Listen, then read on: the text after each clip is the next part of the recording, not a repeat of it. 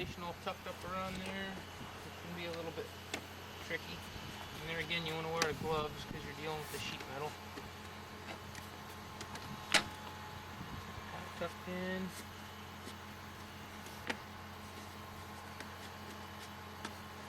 And get your locking tabs put together.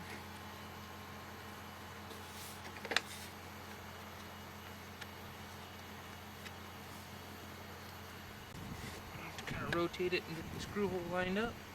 And then we also want to put our sensor back in too before we get too far, in case we need to rotate it to get the... you can use pop rivets. I'm going to use sheet metal screws so I don't have to make a special trip to the hardware store since I have some. But you could go ahead and buy pop rivets and put pop rivets in here if you need to do that. Just put this in there. These sheet metal screws.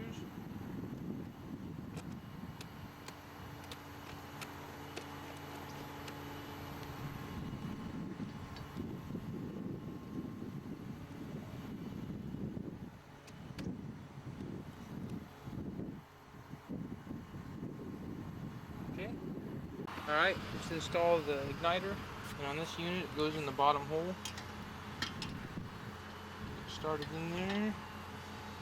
Screw in there. This is a little bit tricky getting this thing in.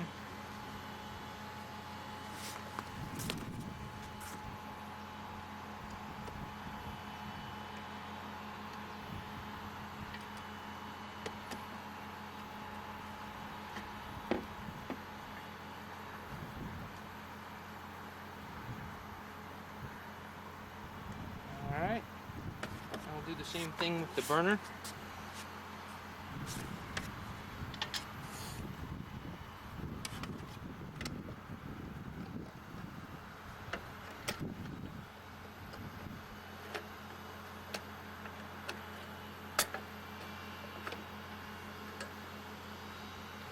And you'll see over on this other side the burner's got a little slot that it locks in.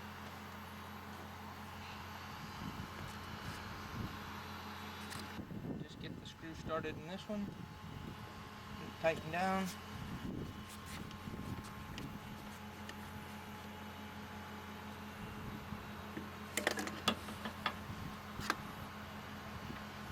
feed your wires through, put the heat shield back on,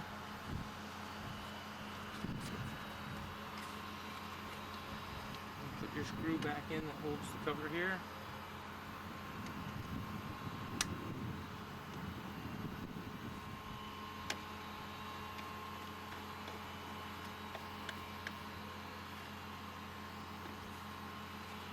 Okay, you can put the access shield on for the heating element and lock it in place with the tab.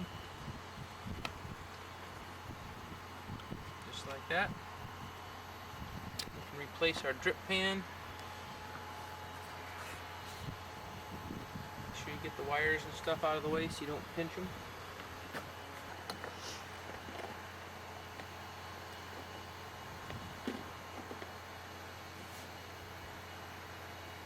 Okay. Okay, and then in the drip pan, we've always put a sponge in here because it kind of helps keep it from slopping around when you're driving and that kind of thing when the refrigerator does use the drip pan. Just position that in there, and when we stand it up, we'll make sure that that's right when we get it all installed. Some of these wires back in and hooking some of the things up. And these wires over here to the sensor, get them plugged in.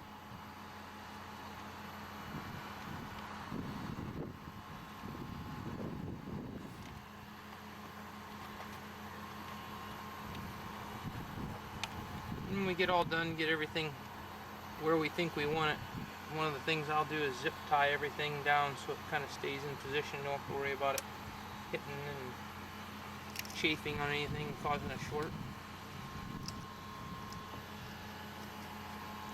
Right, run the heating element wires across. Hook them up.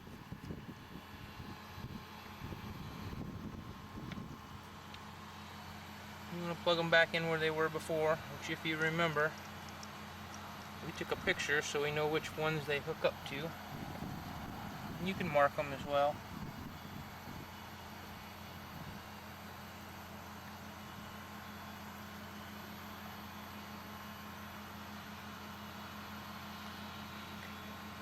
Now we can put the controller's cover back on.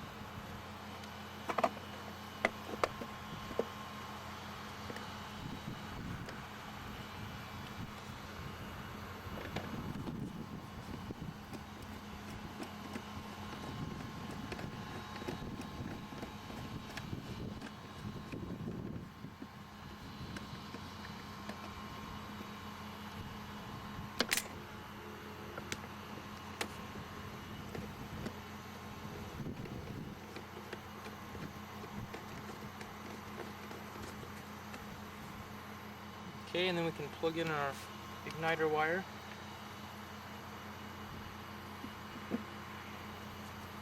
Plug in the 110 volt cord. Okay, and then we can start routing the wires that go up to the sensor on the cooling fins and the wires that go to the fan.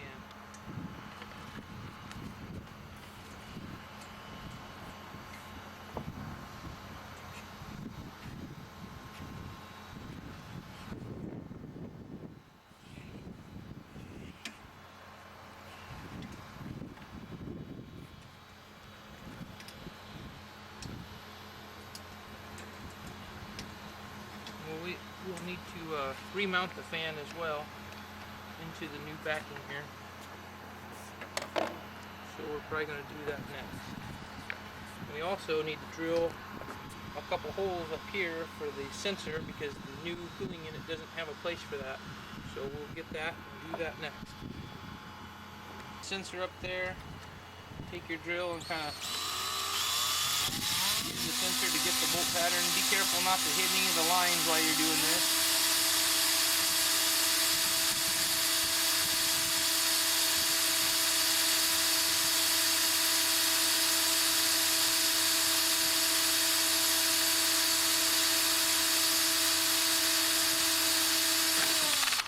Alright, now that we got that hole drilled, we'll just get the screw started on this one to hold it in place so we can drill the other hole.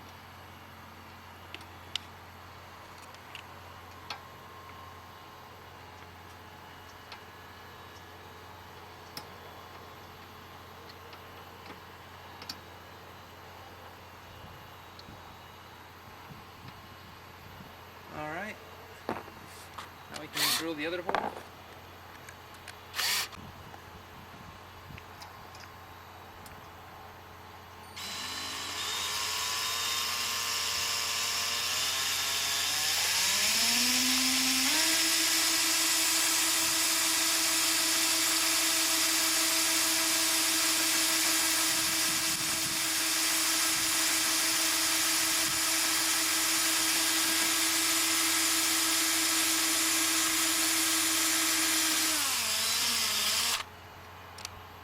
Alright, and we just put this screw in like that.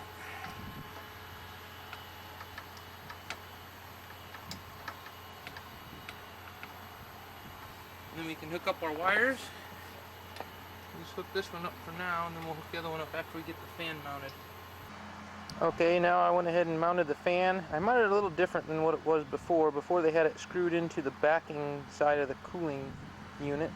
And I made a little bracket there out of some of the scrap sheet metal off the old cooling unit.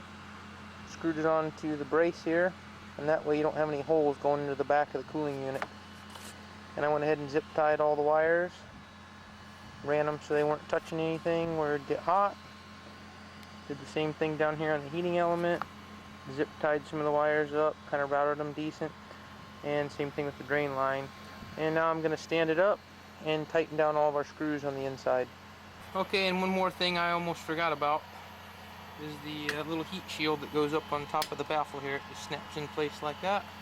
Just don't want to forget that.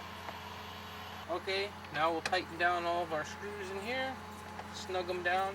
They don't have to be real tight, but just get them nice and snug.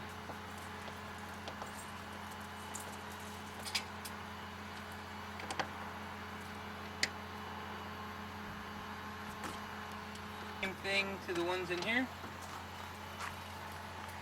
Snug them down nice.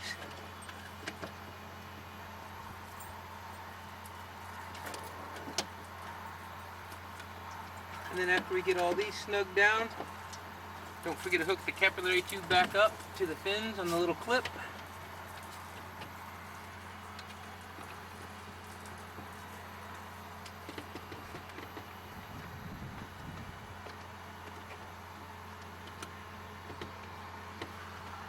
Alright. Tube's hooked up in there. Now something we want to do is we want to rock the refrigerator forward and backward to get the ammonia in the tube to kind of work its way through them so there's no spots where there's not the right amount of fluid. So just rock it back and forth several times, nice and gentle. Letting all that ammonia flow through there. And then we're going to move it inside the fifth wheel here in a minute and get it in position. Once we get it in position, we'll let it sit for at least 10 minutes before I turn it on, which will take longer than that probably to get everything hooked up. We'll hook the gas solenoid back up and all the electric connections and all that kind of stuff before we actually turn it on. Okay, just do this a few times.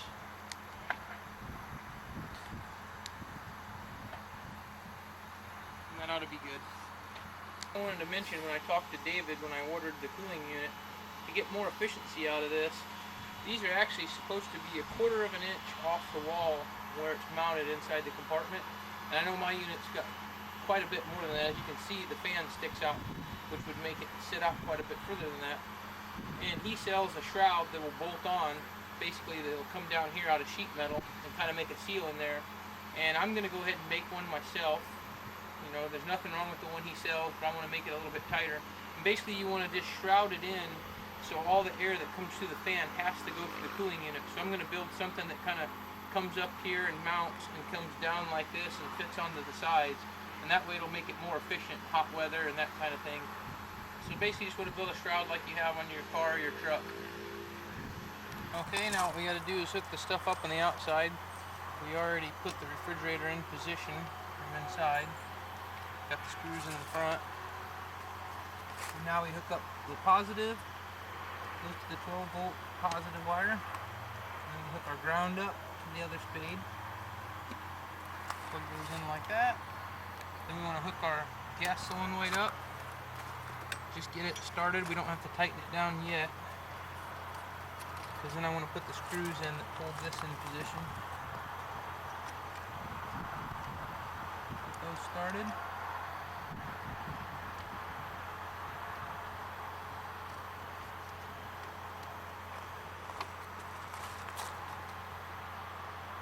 Okay, we'll get these tightened down. And once we get both of these tightened down, we'll go ahead and tighten up our gas line, and then we'll hook up the 2 electrical connections for the solenoid. And those are both 1/4 inch. This is 5/8. And after everything's hooked up and we actually turn the gas back on, before we do too much, we want to take some soapy water and squirt on all the gas connections, make sure there's no leaks.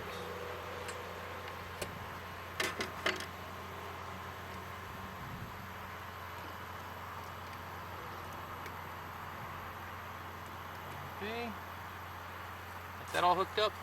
And we'll also want to take a cup of water and put a thermostat in it so we can see exactly what kind of temperatures we have inside. That's about the most accurate way of doing it. Okay, now here we are the next morning, about 12 hours later, and we've got, when my wife first looked at it, it was 22 degrees when we opened it. Now you can see it's a little bit warmer than that, but definitely pretty cool.